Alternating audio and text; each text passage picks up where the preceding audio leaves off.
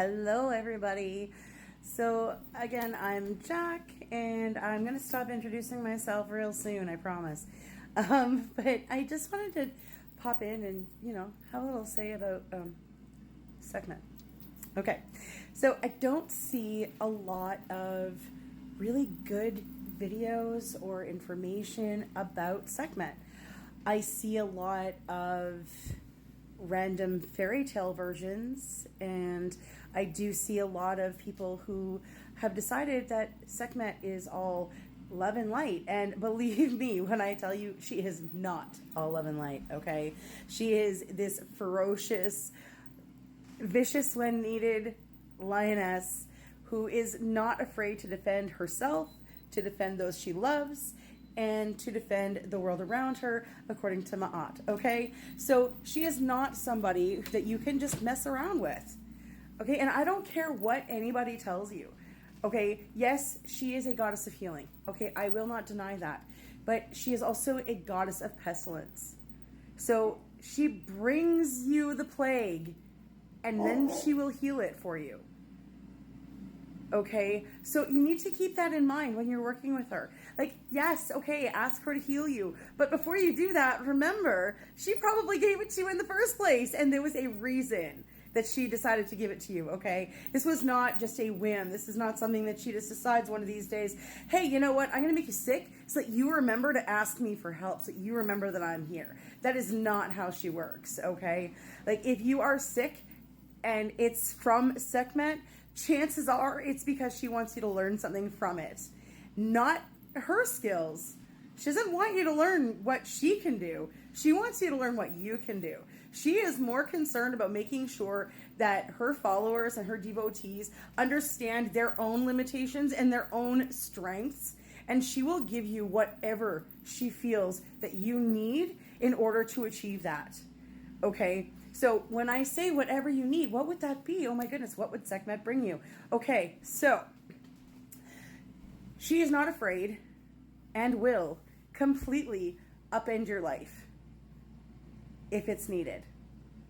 Okay, and that's the key, okay? It's if it's needed. If she feels that your life is bad for you, if she feels that the people in your life are bad for you, if your job is bad for you, they are going to disappear. She is going to take them away. And why? Because you deserve better. Okay? And she will make sure that you do get something better to go in that place. But you need to understand that that's the way she works. Okay? And a lot of dark goddesses are like that. A lot of dark goddesses love their children, love their devotees and their followers more than anything else. But they also want you to be independent. They also want you to understand what you can do, what you are capable of, and what strengths and weaknesses you have so that you can make the best use of those. Because even your weaknesses are strengths in their own ways. You just have to learn to see it. And if you're not seeing it, she's going to help you. She's going to help you to see that. And it's not necessarily going to be pretty. And it's probably going to hurt, okay? But it is for the greater good. One thing that keeps getting neglected in stories about Sekhmet and all this modern, whatever you want to call it, that surrounds her right now, one of the things that keeps getting missed is that she is a defender of Ma'at, okay? And Ma'at, as hard as it is to explain, to describe in English, because we don't have comparable words, we're going to go with peace. We're going to go with balance. We're going to go with just everything that's beneficial to the world, okay? So all of the positive aspects of life, all of the good things, the laws that we have that allow us to live the best life possible, the things that we have that are good for us, that come to us through living the right way. Think of it in terms of like how a Buddhist lives, where it's like the right right action and right thought, and that's Ma'at. Okay, that's what they're living. That's what they're experiencing is Ma'at for all intents and purposes. Okay, so you need to remember that she's the defender of this. Yes, if you're familiar with the mythology, her father is Ra, and yes, he sent her down to Earth. It wasn't necessarily to destroy everything. Okay, like, don't get me wrong, she is destructive. But that wasn't the point of why she was sent down there. She was sent down there to defend Ma'at, because the humans that were living at the time were throwing Ma'at to the wind and saying, you know what? Fuck everybody, we're going to do what the hell we want. And Ra didn't like that. So he sent Sekhmet to fix it. And yeah, okay, she got carried away. Bloodlust is a thing that, she experiences. But she did what she was sent to do. Because all those people who were causing the issues were then gone. And then the people that were left were able to continue living in Ma'at. And that meant that Sekhmet was no longer their enemy. Right? She becomes their friend. And she was one of the most important deities in ancient Egypt. Amenhotep III had built sculptures and statues like this one.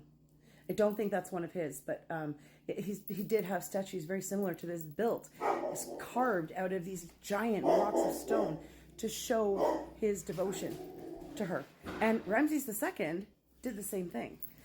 And there are hundreds, thousands of pieces of blocks that were carved entirely, like this one, or that were partially carved, and something went wrong and they broke, or for whatever other reason did not stay intact, that are buried in the sands in Egypt. And so many of them have been excavated. She was so important that there are more statues of her than there are of any other deity in the history of ancient Egypt.